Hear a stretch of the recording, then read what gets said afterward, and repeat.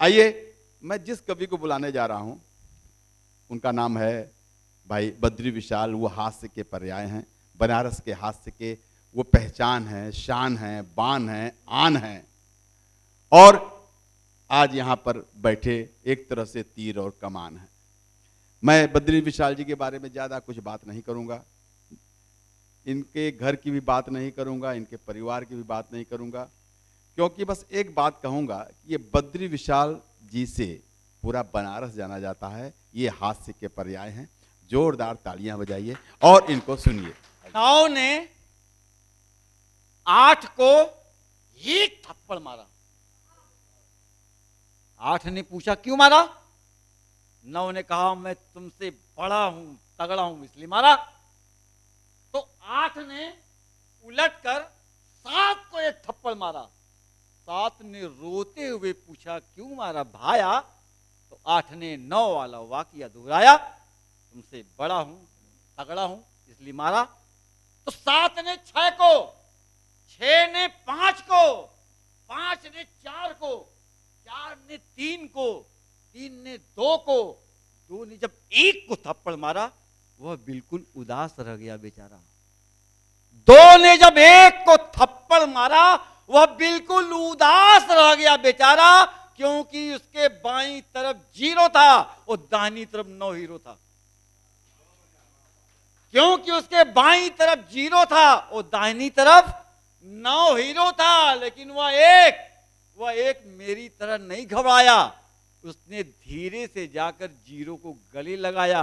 वह हो गए 10, मत पूछिए बस। वो हो गए 10, अब मत पूछिए बस। अब 10 चला 9 के पास।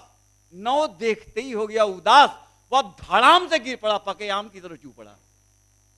लेकिन मिल्लत सार 1 और 0 ने 9 के पास जाकर, बेहोश 9 के पास जाकर उसके कंधे को पकड़कर उसे उठाया, उसे समझाया, तू डर नहीं भाया, हम तुम्हें मारने नहीं, यह समझाने आए हैं।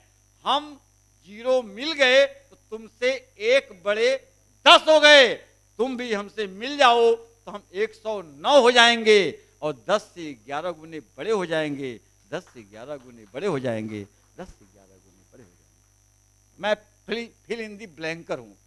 जो चीज नहीं पढ़ी गई, अब ये अंक वाली बात नहीं पढ़ी गई तो मैंने आपको सुना दिया।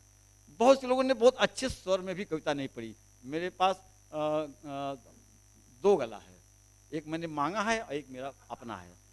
तो बहुत जो है वो मैं आपको एक स्वर में हास्य की कविता सुनाता हूँ। मेरे अनुज जो है आज मेरे घर आए, हमारे घर में देखेंगे टेबल पर कि आपको कवि सम्मेलन में आना है, फरवरी का ओपन 2021 में करने जा रहा हूँ, आपको जरूर से आना है, चलना है। हमने कहा ठीक है। चाय पी रहे थे, उन्होंने कहा कि ये बताइए बद्री भैया ये 3 ठो चश्मा कहाँ रखे हैं? तो मैं उसी समय कविता बना के अपने मित्र को सुनाया। सुनिएगा कि आर्य बोले कि ये कैसा घर में 3 है चश्मा। मैं बोला दूर का है एक और एक नजदीक का चश्मा, और ये तीसरा वाला लगा के देखता हूं मैं, कौन है दूर वाला, कौन है नजदीक का। हम लोग कवि लोग छोटी छोटी बातों में से अपना हास्य निकाल लेते हैं। अब जैसे मैं आपको एक बात बताऊं, आज की घटना आपने देखी। हमारे सुरजीत सरदार जी, सुरजीत भाई हमारे बनारस में बहुत अच्छे कवि, हम लोगों के साथ कवि सम्मेलन में आते जाते हैं। कविताएं हास्य व्यंग की, आपने बहुत अच्छी अच्छी कविताएं सुनी। वो अच्छी बात बताई हमारे मुदगिल जी ने कि कवि हास्य कहीं से भी फूट सकता है। एक बार मैं गाड़ी लेके जा रहा था वो कवि सम्मेलन में, और हमारे थानाध्यक्ष जी हमारी गाड़ी पकड़ लिए, बोले पेपर दिखाओ। हमने कहा कुर्ता पजामा पहने हैं, पेपर नहीं है, घर रख दिए थे। तो उन्होंने कहा कि जो है पेपर नहीं है तो तुम्हारा जो है तुम्हारा चालान कर जाएगा। अरे हमने कहा कवि सम्मेलन में हमें को संचालन करने जाना है, छोड़ दिए। थाना अध्यक्ष जी आप बहुत अच्छे आदमी है, पेपर क्यों नहीं लेके चलते हैं? हम चलते हैं। कवि आप कवि हैं? हमने कहा हम कवि है। सचमुच में कवि हो? हमने कहा हम कवि हैं। अच्छा आप थाना के खिलाफ 4 लाइन लिख के दिखाओ, मैं समझ जाऊंगा तुम कवि हो। हमने कहा अभी तो थाना खिलाफ लिखवा रहे हैं, अभी तो मैं खाली पेपर नहीं रखा हूं तो आपने हमारी गाड़ी बंद कर दी है, और थाना खिलाफ बोलेगे तो आप हमको भी बंद कर देंगे, तो हमारा तो कवि सम्मेलन गया। क्या नहीं आप तुम हाथ से कभी हो, 4 पंक्ति अगर थाना के खिलाफ लिख के सुनाओ, अगर मेरे चेहरे पर जो है हंसी फंसी तो तुम्हारी गाड़ी छूटी। इतनी मुश्किल में मैं थाने में बैठ के कविता लिखा हूँ भाई साहब, मैं आपको सुना रहा हूँ, सुनिएगा। मैं देख रहा था थाना की क्या लिखे तो लिखा था थाना, उसमें 2 अक्षर लिखा, 2 हमको अक्षर दिखा, एक था एक था ना। मैं उसी पर कविता लिखने का प्रयास किया, मैं आप तक पहुंचा हूँ, सुनिएगा। सिपाही थाना में झूठे पकड़ मन माना करते हैं, दारोगा थाना में झूठे पकड़ मन, दरोगा का मतलब होता है द चाहे रो के चाहे गा के, दरोगा थाना में झूठे, एसो थाना में झूठे पकड़ मन माना करते हैं, घूस न दे तो केस में था कह के फसाना करते हैं, जो मांगे दे दिया तो ना कह के रवाना करते हैं, मिलाकर था और ना को ही समझिए थाना कहते हैं। तो मेरी गाड़ी, उनके चेहरे पर थोड़ी सी हंसी फंसी, समझ लीजिए कि मेरी गाड़ी छूटी। ऐसे ऐसे परिस्थितियों में हम लोगों को कविताएं लिखनी होती है। और हास्य व्यंग, बहुत सारे व्यंग आपने सुने, आपके यहाँ भी एक निर्भया कांड हुआ था, उसमें मैंने एक कविता लिखी थी, वो भी टीवी पर आई थी। वो मैं आपको एक व्यंग सुना रहा हूँ कि वास्तव में व्यंग हास्य ये है कि आप खूब तेजी से हंसते रहिए, आपका पूरा दिल शरीर गदगद हो जाए, पूरा शरीर झंकृत हो जाए। लेकिन व्यंग वो होता है कि एक शब्द अगर चुभ जाता है तो लगता है कि इतनी तेज से सुई कोई भोग दिया है, इतनी तेज से कोई चिकोटी काट लिया है, वो बहुत भीतर तक दर्द करता है, उसी को व्यंग कहते हैं। तो व्यंग की कविता सुना रहे हैं आपको, उसी निर्भया कांड पर आपके समक्ष सुनिए, देखिएगा कि दिल्ली में आधी रात को सूनी सड़क पर एक युवा कुतिया जा रही थी। दिल्ली में आधी रात को सूनी सड़क पर एक युवा कुतिया जा रही थी, सामने 5-6 कुत्तों को देखकर बेचारी डरी सहमी घबरा रही थी।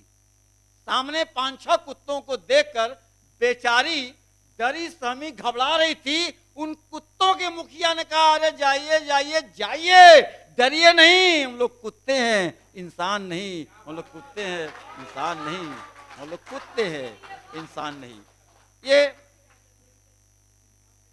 कहाँ से कविताएं निकलती है, हास्य व्यंग कहाँ कहाँ फूटता है। हमारे यहाँ भदोई एक कारपेट की नगरी है, मैं वहाँ पर पत्रकार था, वहाँ से लौट करके घर जा रहा था। दिसंबर के भयंकर जाड़े में बिना खिड़की दरवाजे के खड़ी, आप क्या तो खैर ये केंद्र है कि हम लोगों के बहुत पहले, अभी ज़्यादा नहीं 20-25 साल पहले ऐसे से गाड़ी चलते थे, कोई झंझन झंझन बोलता था, कहीं शीशा टूटा है तो कहीं हवा आ रही है, ऐसे होते थे। तो मैंने मजाक में ड्राइवर से पूछा, उसने बहुत बढ़िया व्यंग किया मुझे। हमने कहा कि दिसंबर के भयंकर जाड़े में बिना खिड़की दरवाजे के खड़ी, दिसंबर के भयंकर जाड़े में बिना खिड़की दरवाजे के खड़ी उस बस के कंडक्टर से मैंने पूछा, भैया ये खटारा बनारस कब जाएगा? उसने कहा जब कचड़ा भर जाएगा। मैं उसी में आया। तो कोई भी व्यंग कर सकता है, कोई, हम लोग कवि लोग उसको गूढ़ते हैं कि उसके कविताओं में ढाल देते हैं, तो कविता हो जाया करती थी। आइए हम आपको एक छोटी सी कविता और सुनाएं, 4 पंक्ति की। के बाल देखते आप, सिर से बाल उगते हैं, सर पे बाल उगते हैं, सर से बाल उड़ते हैं, सर पे बाल उगते हैं, सर से बाल उड़ते हैं, बाल उड़ते और उगते जब, बाल उगते और उड़ते जब, सर पे हाथ फिरते हैं, माँ जब हाथ फेरती है सर पे बाल उग आते, अभी भी हाथ फेरे तो।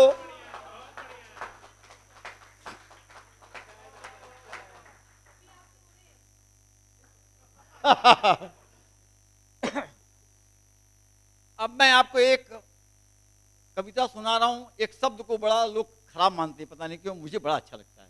वो है शब्द नंगई। अब बहुत सारे कवियों ने इसकी नकल की, आपको बता रहा हूं आपको। और ये मेरी कविता लिखी हुई है सन 1977 की, सुनिएगा।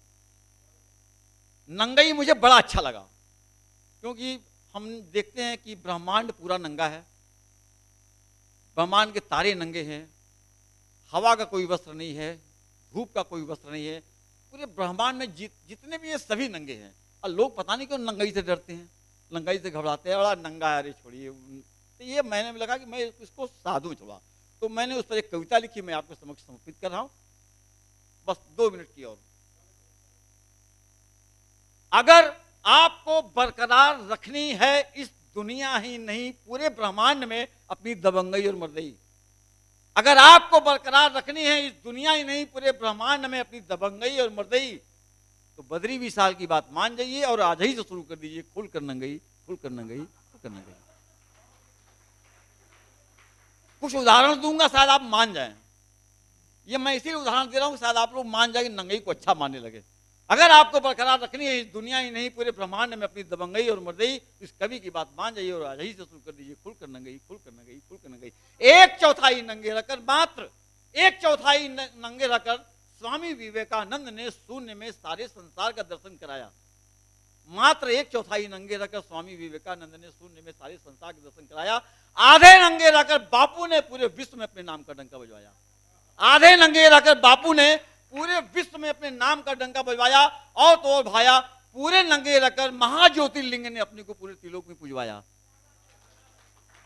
पूरे नंगे रखकर महाज्योतिर्लिंग ने अपने को, मैं काशी से आया हूं, उन्होंने बताया कि बहुत अच्छी पुजारी है, मैं सच कर रहा हूं, 80 घाट पर जैसी आरती कहीं भी नहीं होती। आप सभी लोगों से निवेदन करता हूं, जब भी वाराणसी आए तो आप मेरा फोन नंबर लेकर के आए, मैं आपको बेहद माँ गंगा के तट पर खूब अच्छी सी आरती कराऊंगा और बाबा भोले का दर्शन कराऊंगा, काशी हिंदू विश्वविद्यालय दिखाऊंगा, जहाँ 5 शिष्यों को बुद्ध जी ने उपदेश दिए थे, वो मैं आपको दिखाऊंगा। सारे वो ऐतिहासिक चीजें दिखाऊंगा जो अब मिलना मुश्किल है। तो आप सभी लोगों से निवेदन है कि आप काशी आइए और आपको कहीं से भी आपको नंबर मिल जाएगा, आप पे आइए, आनंद लीजिए, कोई दिक्कत नहीं है, क्योंकि उन्होंने बताया। तो मैं आपको बता रहा था कि नंगई, कि अगर आपको बरकरार रखनी है दुनिया ही नहीं पूरे ब्रह्मांड में अपनी दबंगई मर्दई, तो इस कवि की बात मान जाइए और आज ही शुरू कर दीजिए, खुल कर नंगई। एक चौथाई नंगे रखकर स्वामी विवेकानंद ने शून्य में सारे संसार का दर्शन कराया। आधे नंगे रखकर बापू ने पूरे विश्व में अपने नाम का डंका बजवाया। और तो भाया, पूरे नंगे रखकर शंकर भगवान ने अपने को पूरे त्रिलोक में पुजवाया। एक बात और पति की बता दो श्रीमान, लगभग नंगे रखकर बुद्ध और महावीर भी हो गए भगवान।